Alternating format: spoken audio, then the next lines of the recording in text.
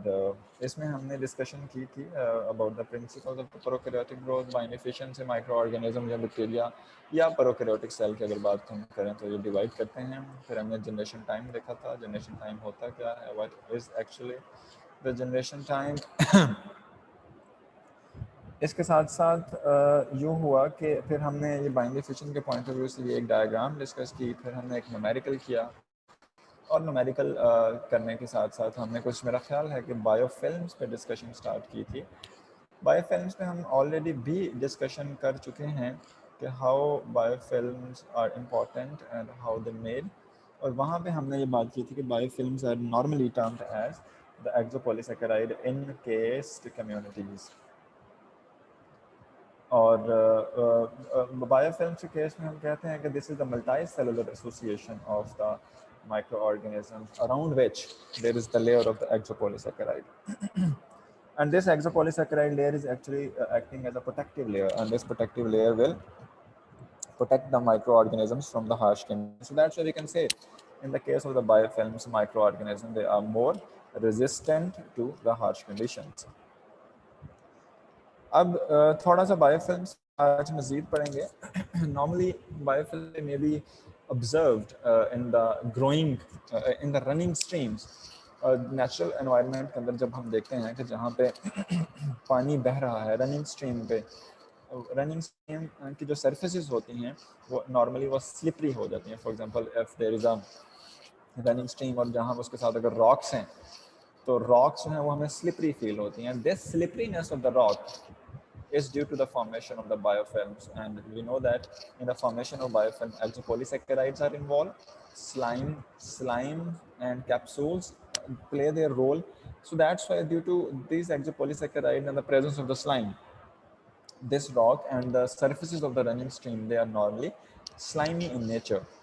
अब यहाँ पे इंटरेस्टिंग बात यह है कि बायोफिल्म्स को हम आर्टिफिशियली यानी कि लैब्स के अंदर प्रोड्यूस नहीं कर सकते, because this is difficult to provide the natural environment in the labs which is required to produce the biofilms. So that's why biofilms, they normally they may be observed under the natural circumstances only. In the form of the biofilms, microorganisms normally they protect their cells from the surrounding chemicals and the chemicals which are toxic for their growth. चूँकि biofilms के form में microorganisms के जो cells हैं they are protected with the exopolysaccharide या EPS, जिसको हम एक्सोपॉलीसैकेराइड अगर कहें, इस वजह से सराउंडिंग केमिकल से माइक्रो ऑर्गेनिज्म अपने आप को प्रोटेक्ट कर रहे हैं। If they are protecting their self from the surrounding environment, it means that the chance of survival will be increased. So we can say that in the case of the biofilm formation, chances of the survival that may be increased because microorganisms are more resistant.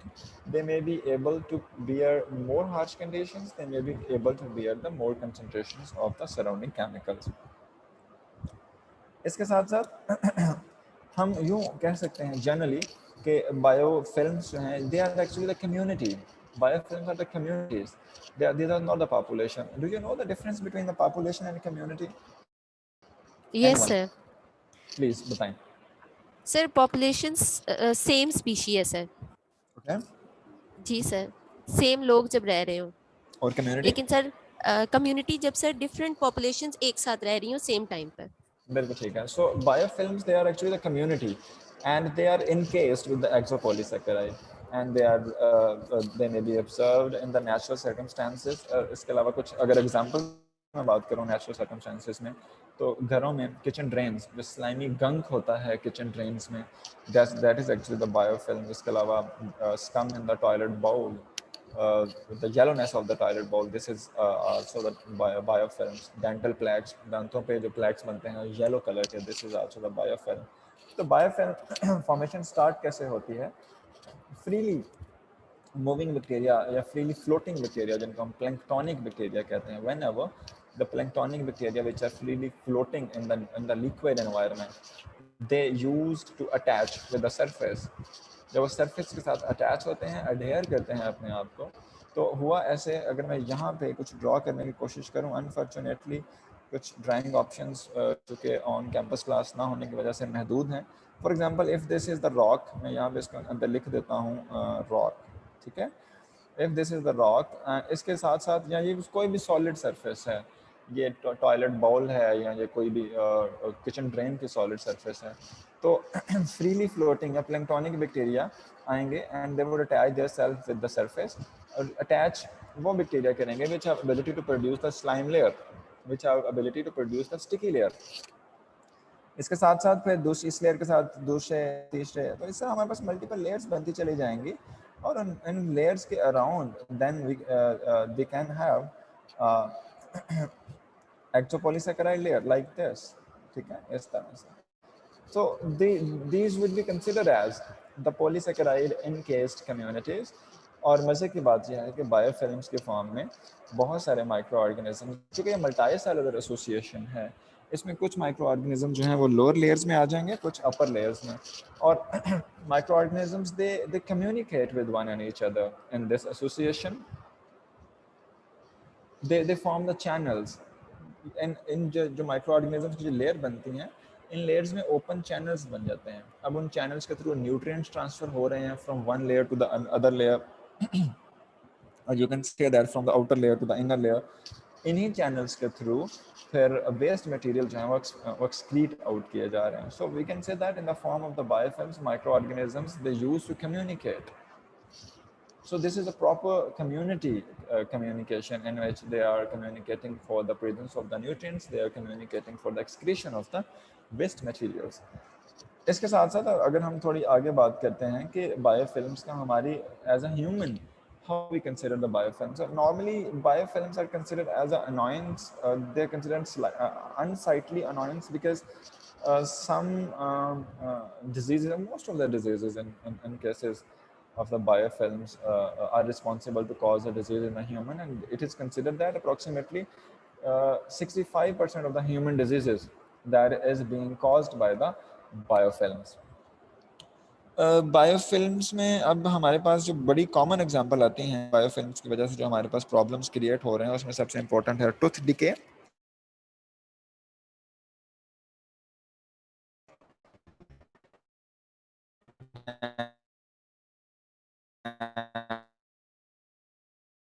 And tooth decay, ear infection and cystic fibrosis. तो मेरा सवाल है कि ये cystic fibrosis कौन सी disease है? Are you familiar with it? Yes, sir. कौन सी है, क्या है, what are the characteristics of it, what do you know about it? Sir excessive mucus production होती है, अच्छा, एक मिनट स्टिकी वॉसिया म्यूकस रुकिएगा, लंग्स में और रुकिएगा। जी sir. Okay, Aisha Ali, are you there? What is the cystic fibrosis? Sir? Aisha Ali, Aisha Ali. Yes, Aisha, sir. cystic fibrosis, cystic fibrosis को इन्फॉर्मेशन है, कभी नाम सुना है इसका पहले? सर सुना हुआ है बट इसको माइंड में नहीं। अच्छा, चलें आगे चलते हैं। Yes, cystic fibrosis is the disease of lungs and ultimately that has ability to affect the digestive system as well. तो मैं बायोफिल्म्स की बात कर रहा हूँ, मैं यहाँ पे आपको ये बता रहा हूँ 65% of the human infection are due to the biofilm formers, और जो human infection due to the bacteria they are due to the biofilms. तो इससे आप अंदाज़ा कर सकते हैं कि ये किस तरह से हमारे लिए डेंजरस कंसिडर की जा सकती हैं। उसके बाद आगे अगर हम बात एक्सक्यूज मी करते हैं, सर। यस वो जी सर हमने तो पढ़ा था कि सिस्टिक फिब्रोसिस एक जीन में म्यूटेशन की वजह से आ रही है, फिर सर उससे इन्फेक्शन हो रहे हैं, तो सर यहाँ पे बायोफिल्म्स वहाँ पे क्या रोल प्ले कर रही है इस डिजीज के लिए? हाँ, you are right. Cystic fibrosis की ये एक हेरिडिटरी डिजीज़ है, जेनेटिकली ये ट्रांसफ़र होती है, और जीन वेरिएशन की वजह से human body is unable to produce some specific type of proteins, जिसकी वजह से बैक्टीरियल इन्फेक्शन हो जाता है फिर लंग्स में, और बैक्टीरियल इन्फेक्शन होता है, बैक्टीरिया ग्रो करते हैं, फिर अल्टीमेटली डैमेज होना शुरू होता है। तो इसकी रीज़न जो है वो deficiency in the production of the protein due to the genetic incapability, but ultimately that supports the infection of the bacteria in the lungs, और ये जो बैक्टीरिया फिर ग्रो करेंगे they will grow in the form of biofilms. Okay, okay sir. इसके साथ चूंकि biofilms की form में they are encased with the exopolysaccharide layer, and we can say that it is difficult to it is difficult to treat the bacterial growth that is present in the form of the biofilms. लेकिन ऐसा नहीं है कि biofilms के सारे ही जो हमारे पास impacts हैं वो नेगेटिव हैं. There are some beneficial impacts also, और उसमें सबसे इम्पोर्टेंट है बायो रेमिडिएशन का. हमने चैप्टर 1 के अंदर पढ़ा था कि bio remediation point of view से हम जब बायो रेमिडिएशन की डेफिनेशन करते हैं तो bio remediation is actually the removal of the chemical pollutants with the help of the micro organisms. तो इसका मतलब है कि अगर हमें केमिकल पोल्यूटेंट्स की मौजूदगी में माइक्रो ऑर्गेनिजम्स को ग्रो करना है तो it is required that micro organism they should be at the harsh conditions. और हार्श कंडीशंस से सबसे इम्पोर्टेंट ये बिल्ड करने का फिनोमिना कब है? Whenever the microorganisms they are present in the biofilms. So with point of view to the bioremediation efforts, the growth of the microorganisms in the form of the biofilm, this is important. इसके साथ साथ जो biofilms की form में microorganisms जो हैं, they have ability to communicate. They have ability to interact closely with one and each other in the form of the colonies. और ये रिएक्शन ज़्यादातर बायोफिल्म्स की फॉर्म में जो रिएक्शन होता है ये कोऑपरेटिव इंटरेक्शन होता है. और कोऑपरेटिव इंटरेक्शन चूँकि इसमें हमारे पास माइक्रो ऑर्गेनिज्म एक दूसरे को सपोर्ट कर रहे हैं फॉर द ग्रोथ, और बायोफिल्म्स में हमें ये देखने को मिलता है. इसकी हम बड़ी कॉमन एग्जांपल अगर देखें तो एक एग्जांपल ये आती है कि चूँकि in the oral cavity micro organism they usually oral cavity की अगर हम बात करते हैं तो ओरल कैविटी में चूँकि जब हम बात करते हैं, जब हम सांस लेते हैं, रेस्पिरेशन का प्रोसेस है, तो ओरल कैविटी में हमारे पास oxygen concentration, plenty of oxygen concentration मौजूद होती है. लेकिन हम ये देखते हैं कि ओरल कैविटी में बहुत सारे ऐसे bacteria which are anaerobic in nature, they use to grow. Now the question is that कि चूँकि ओरल कैविटी में ऑक्सीजन प्रेजेंट है बट एनएरोबिक बैक्टीरिया कैसे ग्रो कर पा रहे हैं? तो इसके लिए फिर हमारे पास जस्टिफिकेशन ये आती है कि माइक्रो ऑर्गेनिज्म बायोफिल्म्स की फॉर्म में ग्रो करते हैं. सबसे पहले ग्रो करते हैं aerobic organisms, they use all the available oxygen and they create the micro environment which is anaerobic in nature, and now this environment will be suitable for the growth of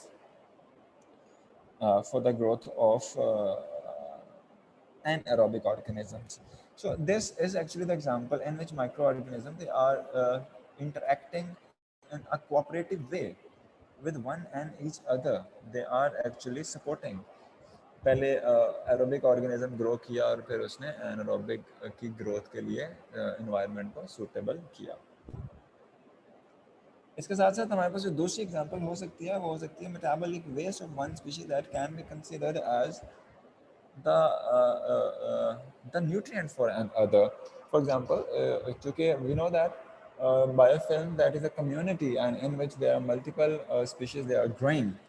So one species that would be producing the metabolic waste, and these metabolic waste are unwanted products that could be used as a nutrient for another species.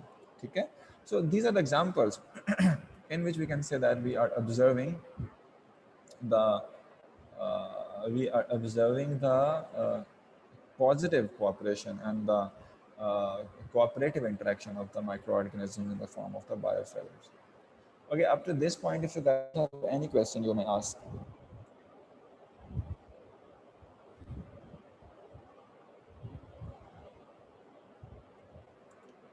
Yes, Vasya? Sir biofilms हमारे पास community है bacteria की. Sir अगर इसे हम stand करना चाहें तो sir फिर ये तो डिफिकल्ट नहीं हो जाएगा? हाँ, डिफिकल्ट होता है. फिर हम यूँ करते हैं कि फिर हम बायोफिल्म्स में से प्योर कल्चर ऑब्टेन करते हैं. ये आगे अगला टॉपिक आ रहा है कि how to obtain the pure culture. क्योंकि ये मिक्स्ड कम्युनिटीज़ होती हैं, फिर हम इनको ग्रो करते हैं, फिर कुछ टेक्निक्स यूज़ करते हैं और हम प्योर कल्चर ऑब्टेन करने की कोशिश करते हैं. फिर वहाँ से हम ये देखने की कोशिश करते हैं कि इसमें से कौन कौन सी कम्युनिटीज़ प्रेजेंट थी. ठीक है? Okay sir. The culture that is descended from a single cell. अगर मैं यहाँ पे आपको हाईलाइट करके दिखा सकूँ, this one.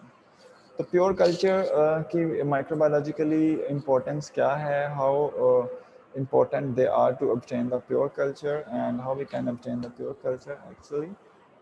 इस पे हम बात करेंगे और let me tell you, only 1% of microorganism or the bacteria that are present on the planet Earth, they are cultivated. Only 1%. And cultivation would refer towards the growth of the microorganism in an artificial environment or in the labs. So you can say that approximately 99% of the microorganisms, they are uncultivated. 99%. This is a huge number that needs to be explored.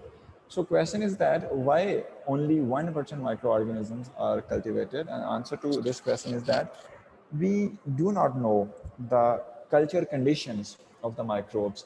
For example, we do not know on which temperature they would grow, on which type of nutrients they would grow, and on which type of uh, pH conditions they would grow. So that's why only 1% of the microorganisms, they are cultivated, and among these 1% of microorganisms, most of them are the medically significant bacteria, which you can say that they are important with respect to the disease causing potential in the human being.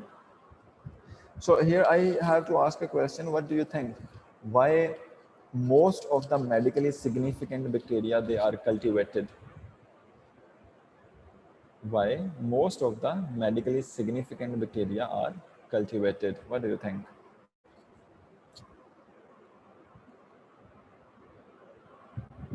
Sir medicine बनाने के लिए उन disease की नहीं, देखें हमारा उसमें नहीं रोल। मैं अभी पीछे बात बता के हटा हूँ कि ओवरऑल 99% अनकल्टिवेटेड है। क्यों?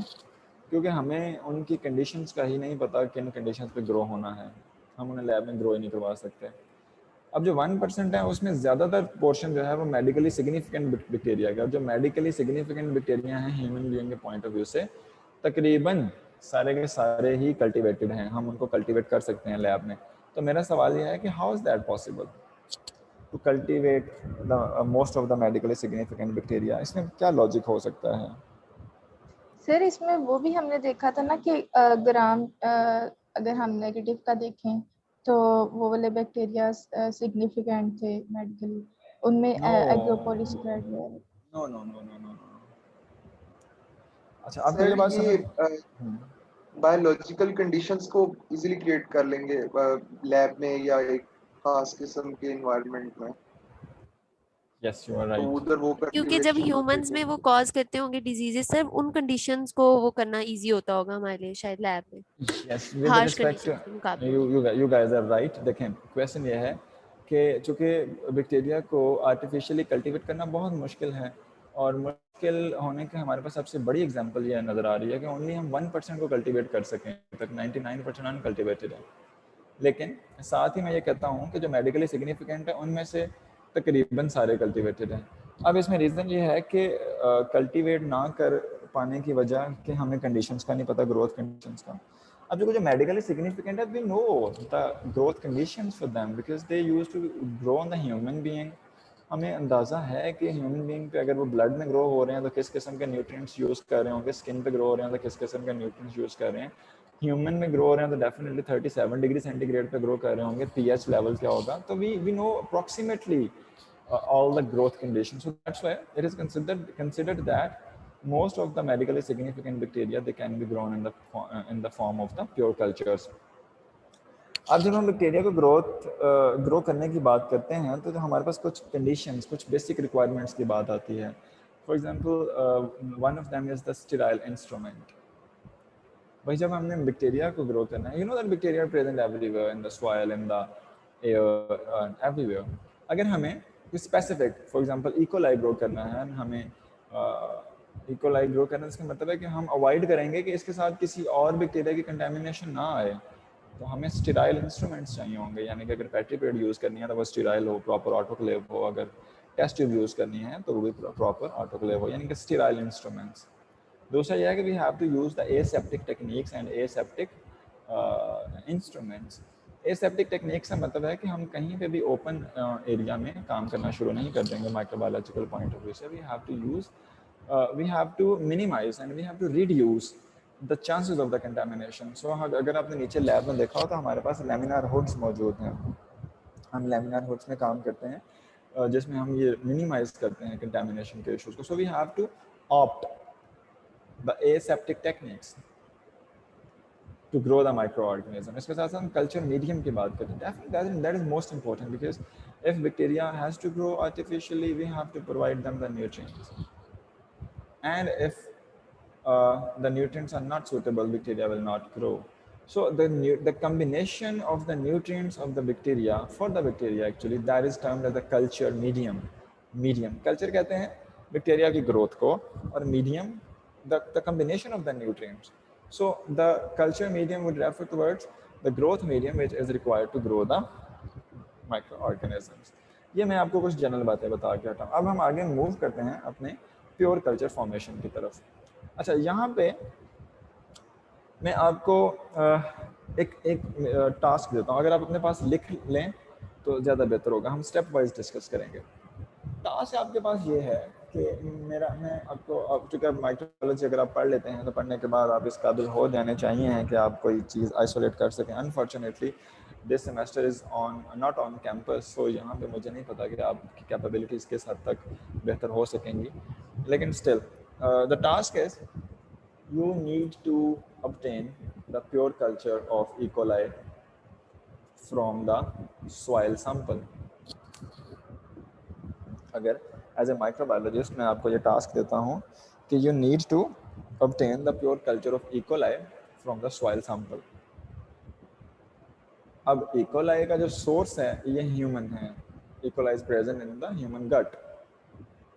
तो हम उस सॉइल से सैंपल लेंगे जिसमें हमें लगेगा कि ह्यूमन फेसेस कंटामिनेशन है. We would take the sample of the soil 1 gram soil sample.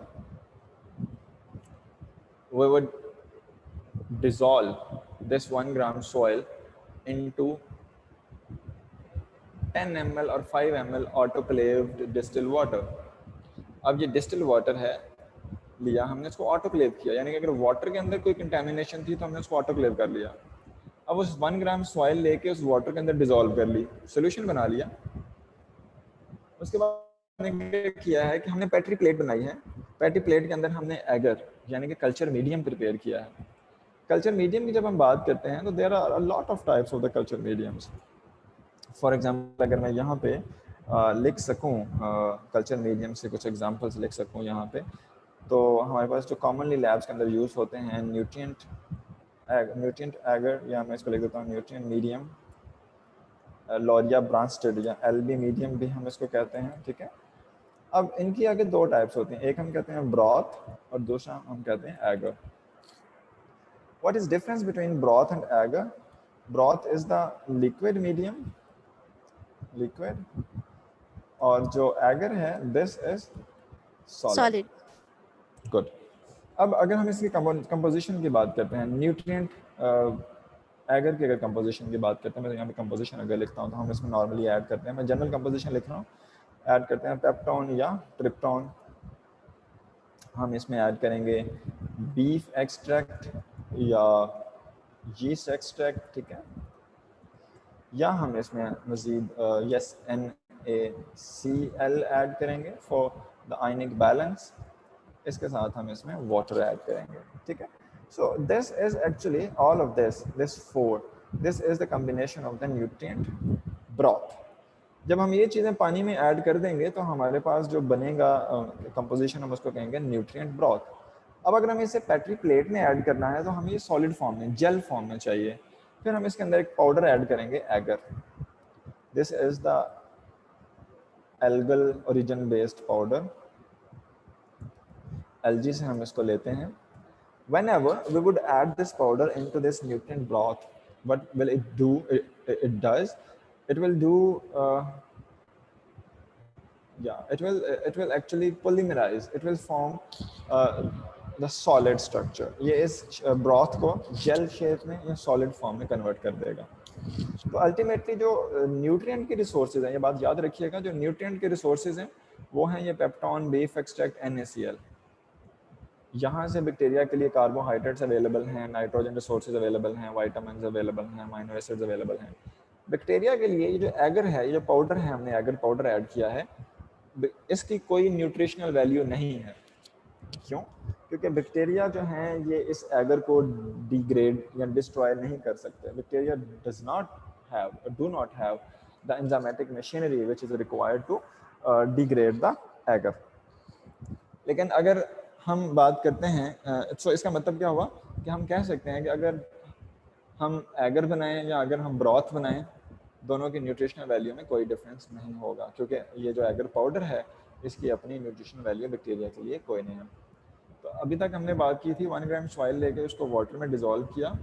अब हम क्या करेंगे कि उस वाटर में से माइक्रोपाइपेट के साथ कुछ 50 माइक्रो एल या 100 माइक्रो एल सोल्यूशन लेके इस एगर की प्लेट पे हम उसको स्प्रेड कर देंगे। लैब्स में हमारे पास ग्लास स्प्रेडर्स होते हैं, उसके साथ हम स्प्रेड कर देंगे। फिर हम उस पेट्री प्लेट को इंक्यूबेट करेंगे 37 डिग्री सेंटीग्रेड पे for 24 hours. And after 24 hours अगर हम पेट्री प्लेट को देखते हैं तो हमारे पास जस्ट अ सेकंड, यस, अगर हम 24 आवर्स के बाद पेट्री प्लेट को देखते हैं तो हमारे पास पेट्री प्लेट पे इस तरह बेशुमार कॉलोनीज नज़र आएंगी। आप देख रहे हैं यहाँ पे इस पेट्री प्लेट में, तो ये जो पेट्री प्लेट्स में हमें डॉट्स नज़र आ रहे हैं, कुछ ग्रीनिश कलर के हैं, कुछ क्रीमी कलर के हैं, कुछ येलोइश टोन में हैं। These are not bacteria. These are the bacterial colonies. And what is a colony? Colony of bacteria that is a mass of cell which is descended from the original one. ये एक mass of cell है और approximately bacterial colony visible कब होती है? जब उसमें तकरीबन 1 मिलियन बैक्टीरियल सेल्स होते हैं। 1 million, this is huge number. तो हम जब ये पैटी प्लेट पे ये डॉट्स देखते हैं तो ये कॉलोनी होती है और कॉलोनी में अप्रॉक्सीमेटली 1 मिलियन बैक्टीरिया होता है। So we can easily visualise with the naked eye. अच्छा, अब इस पैट्री प्लेट में आपको बेशुमार कॉलोनीज मिल रहे हैं। जब भी हम सॉइल सैंपल लेंगे तो सॉइल के अंदर तो पता नहीं 1000 टाइप्स की स्पीशीज हो सकती हैं, तो हमें बेशुमार टाइप्स के बैक्टीरिया मिलेंगे। तो क्या आप इस पैट्री प्लेट में मौजूद कॉलोनीज को काउंट कर सकते हैं? यस और no? No, sir. Can you count the colonies on this patty plate? Yes or no? No, sir. Cannot count. क्यों? बहुत ज़्यादा है? Anyone else? कोई और? Can we count the colonies on this patty? भाई सामने नजर आ रहा है, आप काउंट कर सकते हैं कि नहीं कर सकते? इसमें सोचने वाली बात क्या है? Yes, sir. काउंट कर सकते हैं तो कितनी है? काउंट करके बताएं, Yes, sir. कौन काउंट कर सकते हैं? No, sir. माइक्रोस्कोप के No, जरिए। sir. माइक्रोस्कोप के जरिए से कैसे काउंट करेंगे? सामने नजर आ रही है, माइक्रोस्कोप की जरूरत ही नहीं है। जो चीज नेकेड आई से विजिबल है उसके लिए माइक्रोस्कोप की जरूरत नहीं है। Yes, फिर तो काउंट कर सकते हैं ना? टाइम लगेगा फिर। लगेगा। अच्छा, okay, just be careful, we can not count such kind of colonies. इस तरह की कॉलोनीज को, इस तरह की प्लेट्स को हम काउंट नहीं कर पाएंगे। ये वही होगा, वो सितारों को काउंट करने वाली बात, वो मिक्स हो जाएगा सारा कुछ, ठीक है? तो सच काइंड ऑफ प्लेट्स, जब हम सॉइल सैंपल लेके इस प्लेट पे सैंपल पोर करेंगे तो हमारे पास इस तरह की कॉलोनीज आ सकती हैं जिसको हम काउंट नहीं कर सकते। अब अगला इसमें हमारे पास स्टेप क्या है कि we would dilute the sample. अभी जो आगे मैंने आपको बताया था, अभी पहले मैं आपको बता के आया हूँ कि हमने 1 ग्राम सॉइल सैंपल डाल दिया वाटर में। वाटर कितना लिया? 9 ml, 5 ml, जितना भी रिकमेंडेड है आपके पास अकॉर्डिंग टू द कैलकुलेशंस। अभी हम उस कैलकुलेशन में नहीं जा रहे, आगे आएगा हमारे पास टॉपिक, तब डिस्कस करेंगे। अब हम वो जो वाटर का सोल्यूशन बना है उसके अंदर मज़ीद वाटर डालेंगे और डाइल्यूट करेंगे, और डाइल्यूट करने के बाद फिर किसी और पैट्री प्लेट पे पोर करेंगे, और पोर करने के बाद अब हमारे पास हो सकता है कि इस तरह की पैट्री प्लेट आ जाए, ठीक है? अब यहाँ पे जो कॉलोनीज हैं they are very less in number, now we can count it. अब दोनों पैट्री प्लेट्स में फ़र्क है, दोनों एक ही सैंपल से हैं, लेकिन ये डाइल्यूटेड सैंपल है, ये कंसनट्रेटेड सैंपल था। सो डाइल्यूटेड सैंपल हमारे लिए फिजिबल है क्योंकि it is recommended that whenever we use this plate count method, तो जो प्लेट के ऊपर कॉलोनीज होनी चाहिए उनकी रेंज होनी चाहिए 30 to 300। जो इस तरह की पैट्री प्लेट्स हैं जो यहाँ पे हमने देखी हैं, हम इस पे कॉलोनीज को काउंट नहीं कर सकते, हम इसके बारे में कहते हैं too numerous to count, TNTC। और इस मेथड को पेट्री प्लेट कॉलोनीज को काउंट करने के मेथड को हम कहते हैं total plate count, TPC, total plate count. ठीक है।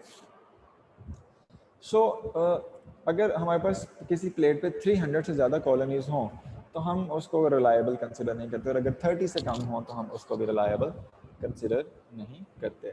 तो दीज आर द कॉलोनीज। अब आगे टास्क याद रखिएगा जो मैंने इस स्लाइड के स्टार्ट में आपको दिया, we have to isolate the E coli from the soil sample. ये फर्स्ट स्टेप में हमारे पास कॉलोनीज आ गई। Now we are familiar with the E coli. हमें अब हम क्या करेंगे कि इन कॉलोनीज को ऑब्जर्व करेंगे, क्रिटिकली ऑब्जर्व करेंगे। हम इन कॉलोनीज का बिहेवियर नोट करेंगे, इनकी डिफरेंट करेक्टरिस्टिक्स हैं। मैं आगे इसी चैप्टर में या शायद चैप्टर नंबर 10 में आपको कॉलोनीज के करेक्टरिस्टिक्स पे बताऊंगा। डिफरेंट करेक्टरिस्टिक्स हैं। कॉलोनीज जो हैं ये रफ इन नेचर हैं। अगर एक बैक्टीरिया कैप्सूल या स्लाइम लेयर प्रोड्यूस कर रहा है तो ये कॉलोनीज जो है हमारे पास स्लाइमी होंगी, शाइनी होंगी। इनका कलर क्या है, येलो, ग्रीन, क्रीम, वाइट। ये एगर के सरफेस से ऊपर की तरफ रेज्ड हैं या फ्लैट हैं। तो वी नो दैट इकोलाई की जब कॉलोनी है उसकी क्या करेक्टरिस्टिक्स हैं। तो फिर अब हम इन कॉलोनीज को देखेंगे, इसमें से जो हमें इकोलाई से मिलती जुलती कॉलोनी नजर आएगी उसको हम मार्क कर लेंगे। फॉर एग्जांपल मैं इसको मार्क कर देता हूँ, इस कॉलोनी को जो सेपरेट है। अब कॉलोनी क्या है, this is a mass of cell which is descended from the original one and approximately there are 1 million cells. अब ये जो कॉलोनी मैंने मार्क किया, it might possible that this has contamination. हो सकता है कि जो कॉलोनी है ये प्योर ना हो। Now we have to purify it. अगला स्टेप है इसको प्योरीफाई करने का। प्योरीफाई करने के लिए व्हाट विल वी डू, हम यूज़ करेंगे प्योरीफिकेशन टेक्निक। और प्योरीफिकेशन टेक्निक के लिए हम जो यूज़ करेंगे उसमें हम देखते हैं कि हमारे पास जो सबसे इम्पोर्टेंट टेक्निक है ये आती है स्ट्रीक प्लेट मेथड, स्ट्रिकिंग। अब स्ट्रिकिंग क्या है ये आपने शायद लैब में की होगी, आपको सर ने डेमोन्स्ट्रेट किया होगा। Striking, have you ever information about it? Striking, Yes, sir. Okay, yes sir. ठीक हो गया। अच्छा, स्ट्रिकिंग से पहले मैं जो पीछे अभी मैं आपको टॉपिक बता के आया था कि हमें एगर जब हम बनाते हैं तो हमें एगर में सॉलिडिफिकेशन के लिए या उसको सॉलिड या जेलिफाई करने के लिए हम एक पाउडर ऐड करते हैं जिसको हम एगर कहते हैं, जिसकी वजह से हमारे पास जो पूरा का पूरा कंपोजिशन है वो सॉलिड में कन्वर्ट होती है। अब तो उसको हम प्लेट में ऐड कर सकते हैं। थोड़ा उसके बारे में मैं मज़ीद बता दूं कि सिर्फ एगर पाउडर ही इस्तेमाल नहीं होता सॉलिडिफिकेशन के लिए, और भी हमारे पास काफ़ी कंपाउंड्स हैं which can be use for the solidification. For example gelatin. Gelatin is very common in the household food processing and the food productions. Jelly बनाने के लिए घरों में इस्तेमाल की जाती है जेलेटिन, जो कि एक सॉलिड स्ट्रक्चर या सेमी सॉलिड स्ट्रक्चर क्रिएट करती है। अब इन दोनों में डिफरेंस क्या है और कब कब हम एगर यूज़ करते हैं और कब हम जेलेटिन को, थोड़े से पॉइंट्स आपके सामने मैं रखना चाह रहा हूँ यहाँ पे। Sometimes it is possible that there are we can add the gelatin, लेकिन gelatin के साथ प्रॉब्लम यह है कि gelatin का मेल्टिंग टेम्परेचर डिफरेंट है एगर के निस्बत। अब एगर के बारे में हम पढ़ चुके हैं कि एगर को बैक्टीरिया डिग्रेड नहीं कर सकते। There are very few bacteria that can degrade the agar. इसका मतलब है कि एगर के ऐड करने से हमारे मीडिया की कंपोजिशन में कोई फ़र्क नहीं पड़ रहा। फ़र्क इसलिए नहीं पड़ रहा कि बैक्टीरिया उसको यूज़ ही नहीं कर सकते। अगर हम डालें या ना डालें, मीडिया की कंपोजिशन पे कोई फ़र्क नहीं पड़ता। इसका मतलब है कि ये हमारे लिए ज़्यादा सूटेबल है। वो चीज़ मीडिया में ऐड करना ज़्यादा सूटेबल है जिसके ऐड करने से मीडिया की कंपोजिशन पे कोई फ़र्क ना पड़े, क्योंकि जो मीडिया की कंपोजिशन है वो हमने बड़ी कैलकुलेट करके बनाई होती है। अगर हम एगर ऐड कर देंगे और बैक्टीरिया एगर को as a food product use करना शुरू कर देगा एज ए न्यूट्रिएंट, तो हमारी तो मीडिया की जो कैलकुलेटेड कंपोजिशन थी वो सारी डिस्टर्ब हो जाएगी। So we have to choose that jellifying agent which do not have any effect on the composition of the culture medium, and agar is suitable because there are very few bacteria that can degrade the agar. एक बात clear होगी। दूसरी बात यह है कि the jellyfying agent that should be heat resistant, क्योंकि हमें पता है कि हम एगर जब बनाते हैं तो हम ऑटोक्लेविंग करते हैं और ऑटोक्लेविंग हम करते हैं 121 डिग्री सेंटीग्रेड पे। अगर इतने हाई टेम्परेचर पे जाके हमारा जेलीफाइंग एजेंट जो है वो डिग्रेड हो जाए तो फिर उसका फ़ायदा ही कोई नहीं है। Agar has ability to be at the 121 degree centigrade. दूसरी एक एगर की बड़ी यूनिक प्रॉपर्टी है, जो जेलाटिन है, अभी एक जेलाटिन को अगर हम मीडियम में ऐड करें तो जेलाटिन 37 डिग्री सेंटीग्रेड तक सॉलिड रहता है। टेम्परेचर 37 डिग्री सेंटीग्रेड से ऊपर होगा, 40, 42, 43, तो जेलाटिन लिक्विड में कन्वर्ट हो जाएगा। तो बहुत सारे केसेस में हमें बैक्टीरिया को इनक्यूबेट करना पड़ता है 40 डिग्री सेंटीग्रेड पे, 37 डिग्री सेंटीग्रेड पे। तो हमने बनाया हो सॉलिड मीडियम, हम 40 डिग्री पे इनक्यूबेट करें, वो सॉलिड मीडियम लिक्विड हो जाए, तो ये जो हमने अभी पीछे पेट्री प्लेट देखी है तो सारा कुछ मिक्स हो जाएगा, सॉलिड तो नहीं रहा। इस वजह से भी जेलाटिन जो है दिस इज डिस्करेज्ड। एक और बड़ी इंपॉर्टेंट इसके अंदर एगर की प्रॉपर्टी है, एगर जो है इसको जब हम 121 डिग्री सेंटीग्रेड पे ऑटोक्लेव करते हैं उसके बाद हम इसको कूल डाउन करते हैं। जब हम एगर को 45 डिग्री सेंटीग्रेड तक कूल डाउन करते हैं तो 45 से नीचे एगर सॉलिड में कन्वर्ट हो जाता है। 45 से ऊपर ये लिक्विड रहता है और 45 से नीचे सॉलिड। जेलाटिन 37 तक था, एगर 45 तक। लेकिन एगर की एक यूनिक प्रॉपर्टी ये है कि अगर एक दफ़ा ये एगर सॉलिडिफाई हो जाए 45 डिग्री सेंटीग्रेड पे और दोबारा इसको मेल्ट करना है, लिक्विड अगर करना है, तो फिर दोबारा इसको हीट करना पड़ेगा 95 डिग्री सेंटीग्रेड तक। ये यूनिक प्रॉपर्टी है। देखिए ना, वाटर के केस में हम क्या करते हैं कि अगर 0 डिग्री सेंटीग्रेड से बिलो तो वाटर सॉलिड, अगर 0 से अबव तो वाटर लिक्विड। लेकिन एगर के लिए मुख्तलिफ, एगर 45 डिग्री सेंटीग्रेड से बिलो सॉलिड, और एक दफ़ा सॉलिड हो गया तो दोबारा सॉलिड इसको लिक्विफाई करने के लिए 46 डिग्री सेंटीग्रेड टेम्परेचर काफ़ी नहीं होगा, इसको हीट करना पड़ेगा अप टू 95 डिग्री सेंटीग्रेड। तो इसका मतलब है कि अगर एगर एक दफ़ा सॉलिडिफाई आपने कर लिया, और आप इसको ऐसे बैक्टीरिया के लिए भी यूज़ कर सकते हैं जो कि 70 डिग्री सेंटीग्रेड पे ग्रो होते हैं। So this is the unique property. So we would prefer the use of the agar as compare to the gelatin. Okay जी, up to this point if you guys have any question you may ask. Excuse me sir, हमें किस तरह से पता चलेगा कि ये स्ट्रिक्टियोकुलाई की कॉलोनी है? यस, कॉलोनीज की डिफरेंट कैरेक्टरिस्टिक्स हैं। जब हम इस चीज़ पे पढ़ते हैं तो हमारे पास बहुत सारी पब्लिश्ड डिफाइंड कैरेक्टरिस्टिक्स होती हैं। हम फिर पेटी प्लेट को बड़ा क्लोजली ऑब्जर्व करते हैं और इसमें से 3, 4, 5, 10 कॉलोनीज वो सेलेक्ट करते हैं जो कि हमें लगता है कि this could be the colony of E coli. Colour से, शेप से, मार्जिन से, एलिवेशन से, स्मेल से, स्टिकीनेस से, ये कैरेक्टरिस्टिक्स हैं, हम पढ़ेंगे इसको आगे। फिर हम आगे उसकी उस कॉलोनी की स्ट्रिकिंग करते हैं। ये स्ट्रिकिंग आगे हम डिस्कस करने लगे हैं, streak plate method. So streak plate method is the method to purify the colony. This method actually based upon the this method is actually based upon dispersal of the microorganism। अभी मैंने बताया कि colony के अंदर 1 million micro organism है approximately, और 1 million में mixing भी तो हो सकती है, कोई हमें कंफर्म नहीं। तो अब हम क्या करेंगे कि ऐसा करेंगे कि उन माइक्रोब्स को, उन्हीं 1 मिलियन को स्प्रेड करेंगे पेट्री प्लेट पे, स्प्रेड। उस स्प्रेड के रिजल्ट में अल्टीमेटली एट द एंड हम एक माइक्रो ऑर्गेनिज्म हमारे पास रह जाएगा। तो यहाँ पे ये नीचे लिखा हुआ, the object is to reduce the number of cells being spread with each successive series of streak. ये बात मजीद क्लियर होगी इस पिक्चर में। यहाँ पे अगर आप इस पिक्चर को देखते हैं, इस वाली को, ये वाली को सिर्फ, ठीक है, इसको उस वहाँ से जो अभी पीछे इस डायग्राम में कॉलोनी मार्क की थी हमने, ये वाली, आपने बैक्टीरियल लूप के साथ, वो जो हमारे पास माइक्रोबियल लूप होते हैं लैब के अंदर, ये जिसकी एक पिक्चर है, दिस वन, इस लूप को हमने लिया, लूप को फ्लेम पे रेड हॉट किया। रेड हॉट करने का पर्पज़ यह है कि लूप के ऊपर अगर कोई कंटेमिनेशन थी तो वो ख़त्म हो जाए। लूप को रेड हॉट किया। रेड हॉट करने के बाद ये जो पेट्री प्लेट है, इसकी साइडों पे आप देखते हैं काफ़ी खाली जगह भी मौजूद है जहाँ पे कोई बैक्टीरियल ग्रोथ नहीं है। यहाँ पे एगर के अंदर लूप को लगा के हम लूप को कूल डाउन करेंगे, ठंडा करेंगे। फिर जो कॉलोनी हमने चूज़ किया उसको सेलेक्ट करेंगे, लूप के साथ अच्छी तरह से उसको पिक करेंगे और पेट्री प्लेट पे ले आएंगे कि अगली न्यू पेट्री प्लेट पे जिसमें एगर मौजूद है। फिर हम यहाँ पे स्ट्रीकिंग करना शुरू कर देंगे, ऐसे ऐसे लाइनें, स्ट्रीक्स, ठीक है। ये पूरा एक सेट हमने स्ट्रीकिंग का लगा दिया। अब स्ट्रीकिंग का पर्पज़ क्या है कि जितने हमने लूप के साथ बैक्टीरिया पिक किए हैं, उनको स्प्रेड कर दिया हमने, यहाँ पे से स्प्रेड कर दिया।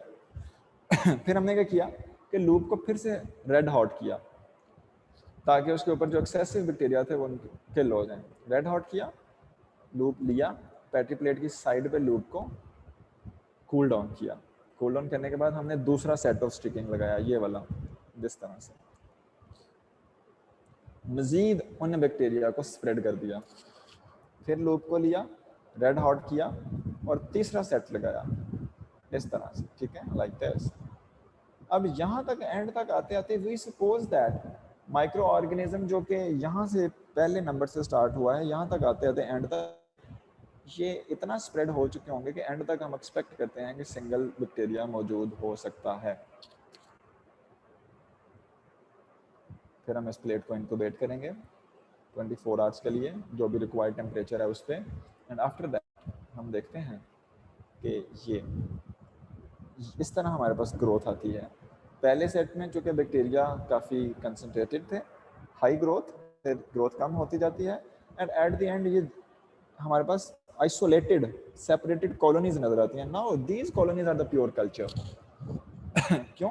क्योंकि according to the definition these colonies would be arised from the one cell, so they would be considered as the pure culture. और अब हम इन कॉलोनीज को आगे अपने पर्पस के लिए यूज़ करेंगे। हम इनकी स्टेनिंग कर सकते हैं, हम इनके माइक्रोस्कोपिक एनालिसिस कर सकते हैं, ये आइडेंटिफाई करने के लिए कि ये इकोलाई था या कुछ और था। Okay, is that clear all of you? Yes, Yes, sir. sir. If there is any question, you are welcome to ask without any hesitation.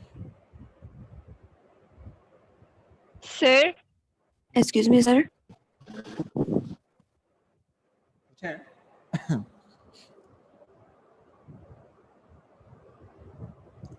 जी पूछें, करें क्वेश्चन, चुप कर गए, एक्सक्यूज मी कह के सब।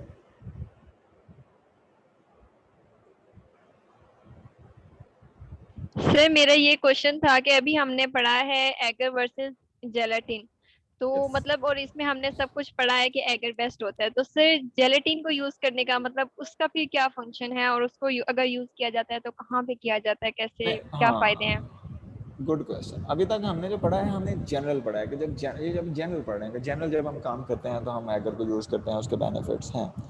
But definitely in some cases, in some specific cases we have to use the gelatin. बहुत सारे बैक्टीरिया ऐसे हैं जिनमें जेलेटिनेज एंजाइम होता है, they have ability to consume the gelatin. तो सम टाइम हम न्यूट्रिएंट्स के तौर पे जेलेटिन को भी ऐड कर देते हैं। जेलेटिनेज मौजूद है, जेलेटिन यूज़ कर सकते हैं। तो there are different conditions, specific conditions के केस में हम example to example jellifying agent को चेंज कर सकते हैं। लेकिन चूंकि जेनेरिक जब हम देखते हैं तो agar is most commonly used. क्यों? क्योंकि उसके कुछ बेनिफिट्स हैं, वो बात हमने की है। Okay, anyone else, any questions?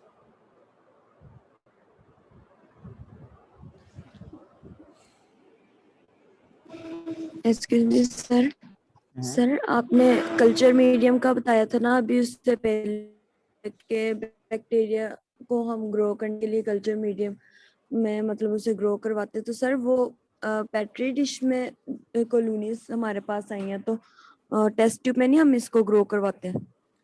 हम इसको टेस्ट ट्यूब में भी ग्रो करवा सकते हैं, लेकिन यहाँ पे सर ये पॉइंट जरा बता दें। हाँ, यहाँ पे चूंकि हमें सॉइल से बैक्टीरिया को आइसोलेट करना है। टेस्ट ट्यूब में अगर हम करेंगे तो टेस्ट ट्यूब में हमारे पास होगा लिक्विड मीडियम। तो ये जितना भी ये सारी अगर आप देखें, ये पीछे कॉलोनीज आपने देखी हैं सारी सेपरेट हुई हुई पेट्री प्लेट पे, ये टेस्ट ट्यूब में लिक्विड में तो सारा मिक्स हो जाएगा। we would not be able to identify the separated colonies। इसी वजह से टेस्ट ट्यूब में कल्चर मीडियम या कल्चर हम कब लगाते हैं, उसकी अलग कंडीशन है। जो अभी मैंने आपको स्टार्ट में टास्क दिया था, वो टास्क ये था the isolate the E coli from the soil sample. उस केस में we would use the solid medium and the petri plate. आगे देखेंगे हम कि हम कब ब्रॉथ कल्चर या कब हम टेस्ट ट्यूब कल्चर लगाते हैं, उस केस में हमें क्या करना है। हाँ, अब ये हो सकता है कि इस एक्सपेरिमेंट के रिजल्ट में ये जो हमारे पास आइसोलेटेड या प्योर कॉलोनीज आई हैं, हम इनको यहाँ से पिक करें, पिक करके हम टेस्ट ट्यूब के अंदर लिक्विड कल्चर के अंदर ग्रो कर लें। अब हमारे पास ये प्योरीफाइड है, अब हमारे पास कोई प्रॉब्लम नहीं है। Okay,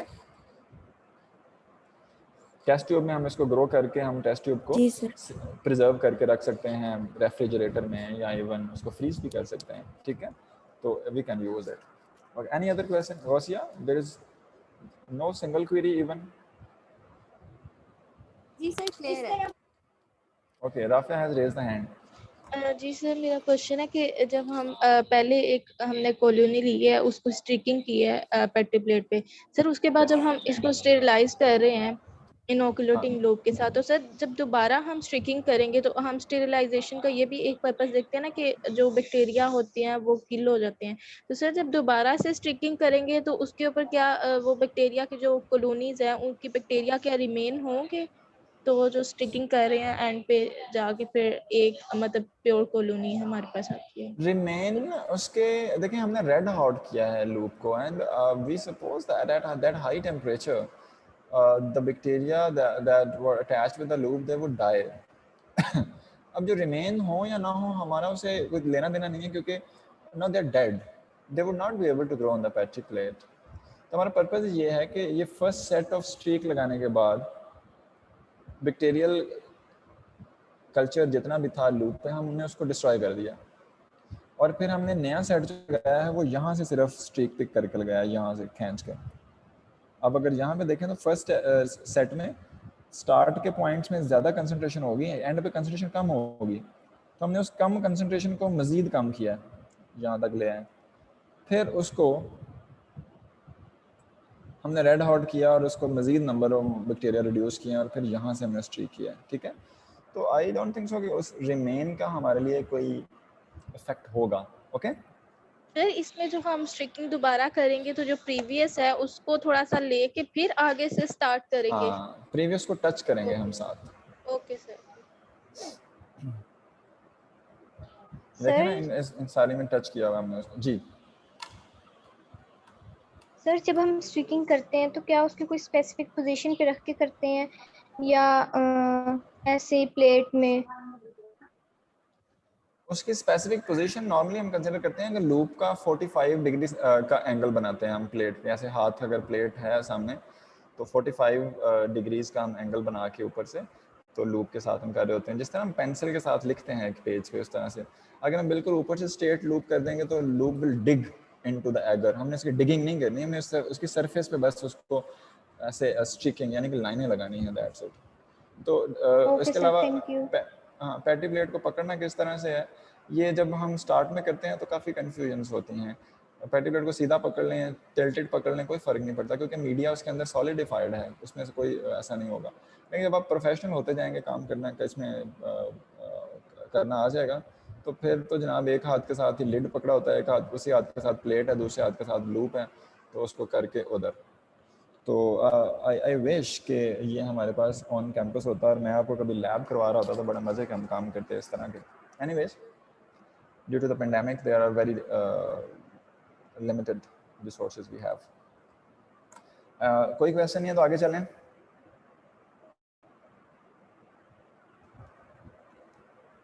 yes sir.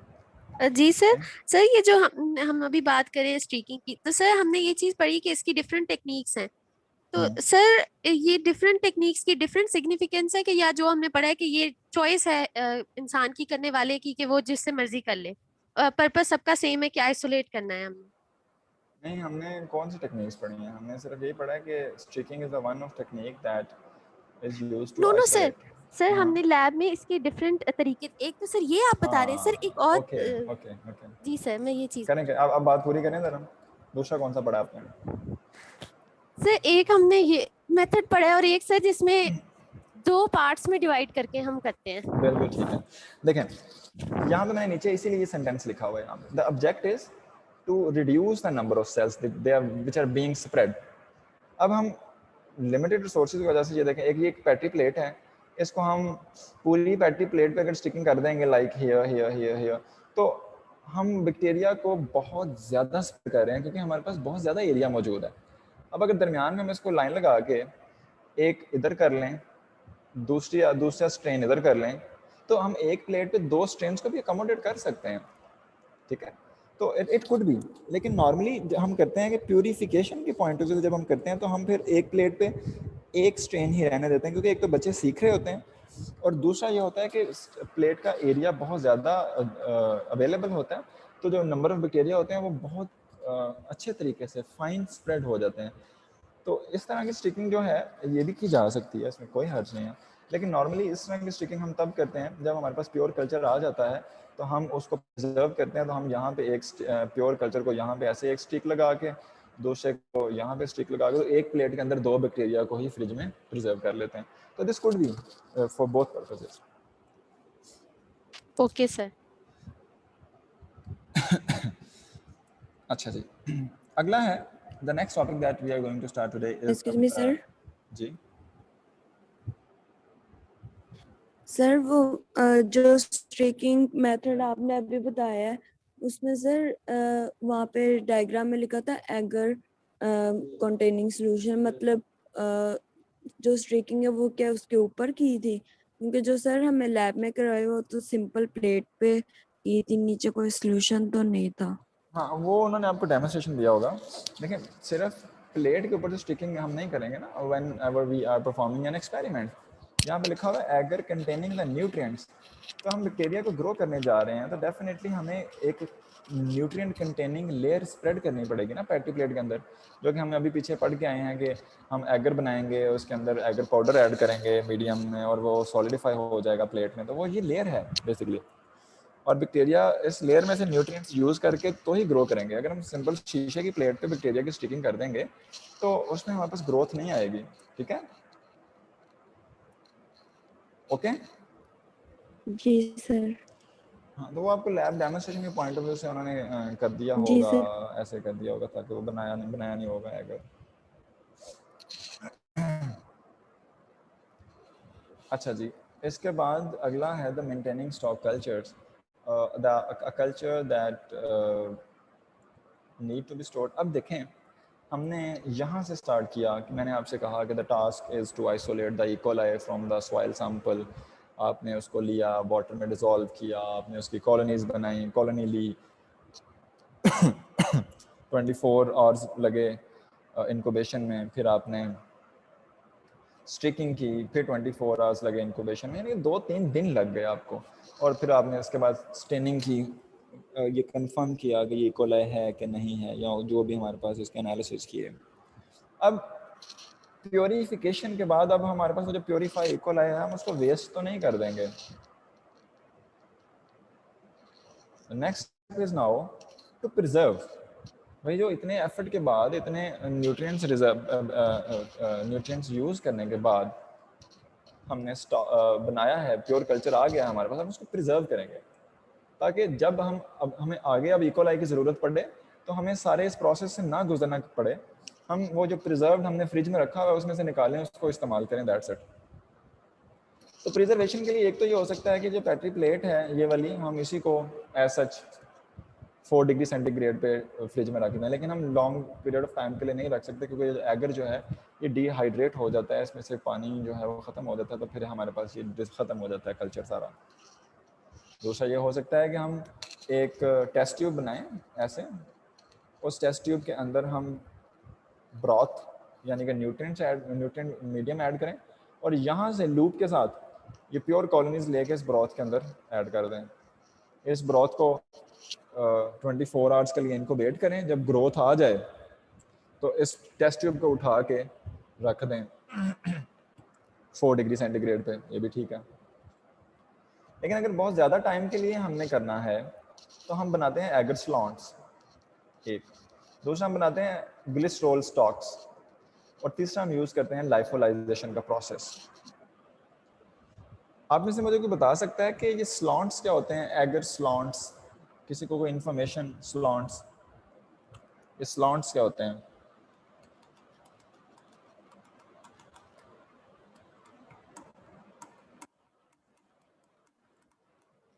स्लॉन्ट्स इंग्लिश का वर्ड है यार, slant. No idea sir. Okay, अच्छा यूँ देखें कि हमने ये पैटी प्लेट में एगर को पोर किया, ये सॉलिडिफाई हो गया, एक पूरी लेयर बन गई।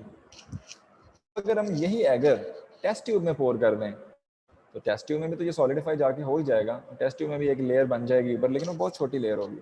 अब अगर हम यूँ करें कि टेस्ट ट्यूब में एगर डालें, ये वाला एगर मीडियम, और टेस्ट ट्यूब को ऐसे टिल्ट कर दें लाइक दिस, टिल्ट, तो अब जो एगर मीडियम की लेयर बनेगी वो टेस्ट ट्यूब में कुछ इस तरह से बनेगी, ऐसे ये वाला पोर्शन इस तरह से हो जाएगा, ठीक है, ऐसे टिल्टेड लेयर बनेगी। अब ये जो टिल्टेड लेयर है इसको हम कहते हैं स्लॉट। अब जब एक दफ़ा ये सॉलिडिफाई हो जाए तो हम टेस्ट ट्यूब को सीधा कर लेंगे तो भी ये इसी तरह रहेगी क्योंकि सॉलिडिफाई हो चुका है, टिल्टेड। This is slot. और ये जो नीचे पोर्शन है इसको हम कहेंगे but, slot and but.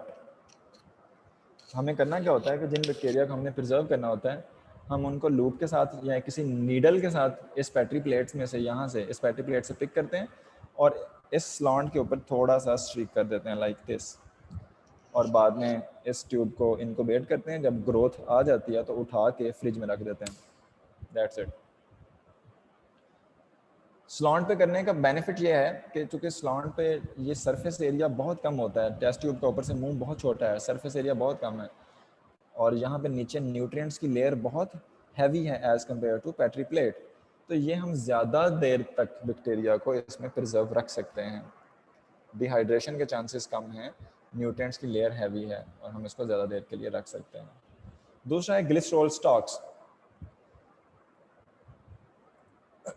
Glycerol stocks में क्या होता है, अपने पास इसको लिख लीजिएगा ज़रा ध्यान के साथ। ग्लिसरॉल स्टॉक्स में हम क्या करते हैं कि यहाँ से कल्चर को लिया, उसको टेस्ट ट्यूब में लिक्विड मीडियम में ब्रॉथ में ऐड किया, ब्रॉथ में ऐड करने के बाद इनक्यूबेट किया, ग्रोथ आने दी, ग्रोथ आने के बाद क्या किया कि पूरे के पूरे लिक्विड मीडियम को सेंट्रीफ्यूज किया। सेंट्रीफ्यूज करने के बाद क्या होगा कि जितनी बैक्टीरियल ग्रोथ होगी वो नीचे यहाँ पे पैलेट की फॉर्म में इकट्ठी हो जाएगी और मीडियम ऊपर साफ हो जाएगा। ऊपर वाले मीडियम को हम डिस्कार्ड कर देंगे और ये जो नीचे पैलेट है इसके अंदर हम ऐड कर देंगे ग्लिसरॉल। ग्लिसरॉल ऐड करके इस टेस्ट ट्यूब को हम -20 डिग्री सेंटीग्रेड पर रख सकते हैं, रेफ्रिजरेटर में -20 डिग्री सेंटीग्रेड पे। Whenever we can put it in the -20 degree centigrade, उसका बेनिफिट यह है कि ग्लिसरॉल की प्रेजेंस में आइस क्रिस्टल्स नहीं बनेंगी। वैसे अगर ग्लिसरॉल हम ऐड ना करें तो you know that there is a water content into the cells and that water content will form the ice crystals. So as ice crystal जो है that would disrupt the microbial cells. To avoid the disruption, we would add the glycerol in the medium, and this would protect the ice crystal formation, and we can store the culture up to -20 degrees centigrade, and you can say that for the months we can do it. Just a minute.